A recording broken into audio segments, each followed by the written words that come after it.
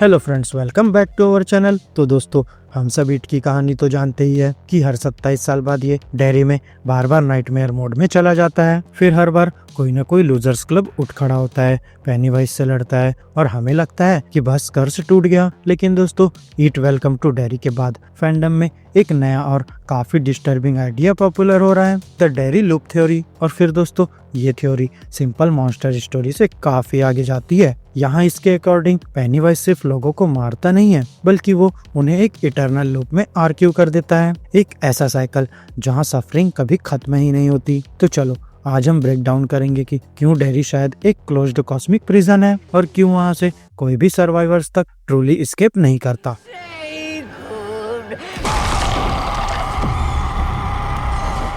Aspect 1, डेडलाइट्स और eternal trapping. दोस्तों, इस थ्योरी का हार्ट है डेडलाइट्स। यहाँ ओरिजिनल लोर के हिसाब से डेडलाइट्स पेनीवाइज का ट्रू फॉर्म है, एक एल्ड्रिच ब्लाइंडिंग ऑरेंज लाइट जो इंसान को पागल कर देती है। लेकिन यहाँ लूप थ्योरी कहती है ये सिर्फ मैडनेस नहीं है, क्योंकि जब व्हील जैसे विक्टिम्स डेडलाइट के अंदर खींच लिए जाते हैं और वो मरते नहीं, वो एक टाइमलेस वॉइड में फंस जाते हैं। और फिर सोचो, तुम्हारा सबसे बड़ा डर एक बार नहीं बल्कि इनफाइनाइट रिपीट पे चल रहा हो। और फिर दोस्तों, डेडलाइट्स के अंदर टाइम एग्जिस्ट ही नहीं करता, इसलिए शो के क्लिफ हैंगर्स इतने हॉन्टिंग लगते हैं। यहाँ विक्टिम्स पेनीवाइज के कलेक्शन का हिस्सा बन जाते हैं, एक ऐसी स्क्रीम जो कभी एंड ही नहीं होती।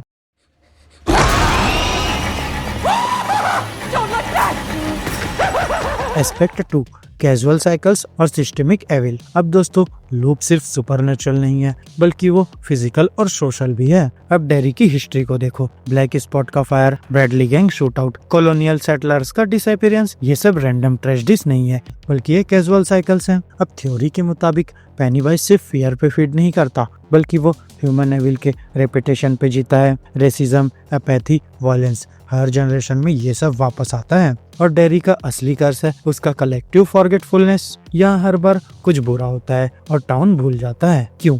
क्योंकि लूप को चलने के लिए भूलना जरूरी है।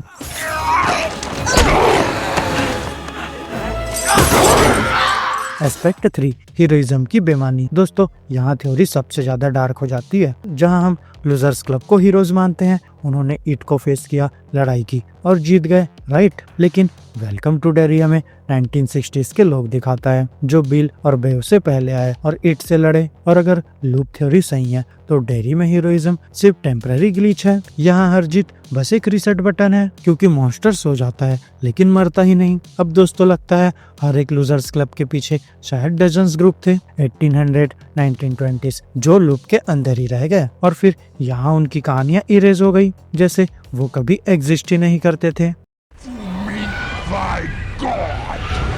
कंक्लूजन, कॉस्मिक हॉरर का सच। दोस्तों, Derry loop theory Stephen King के प्योरेस्ट कॉस्मिक हॉरर को रिप्रेजेंट करती है। इनसिग्निफिकेंस, यहाँ हम साइकिल को समझ नहीं सकते, तोड़ नहीं सकते। वहीं व्हील का फेट इस बात को और स्ट्रॉन्ग करता है कि वो सिर्फ कैजुअलिटी नहीं, वो अब लूप का परमानेंट रेसिडेंट है। और फिर डेयरी एक टाउन नहीं, एक सेंटिनेंट नाइटमेयर है, एक रिकॉर्ड प्लेयर जिसमें नीडल अटक गई है और फिर हर 27 साल बाद वही स्क्रीम फिर से प्ले होती है। तो यहाँ डेयरी में पास्ट कभी डेड नहीं होता, बल्कि दोस्तों वो पास्ट भी नहीं है, वो तो बस वेट कर रहा होता है अगले 27 ईयर के लिए। लेकिन तुम क्या सोचते हो, क्या डेयरी लूप थ्योरी पेनीवाइज को समझने का फाइनल आंसर है, या अभी भी डेयरी के लिए कोई होप बची है? कमेंट्स में जरूर बताना। तो फ्रेंड्स, मेरी आज की इस वीडियो में बस इतना ही। आपको हमारी ये वीडियो कैसी लगी, अपने थॉट्स कमेंट बॉक्स में शेयर कर सकते हैं।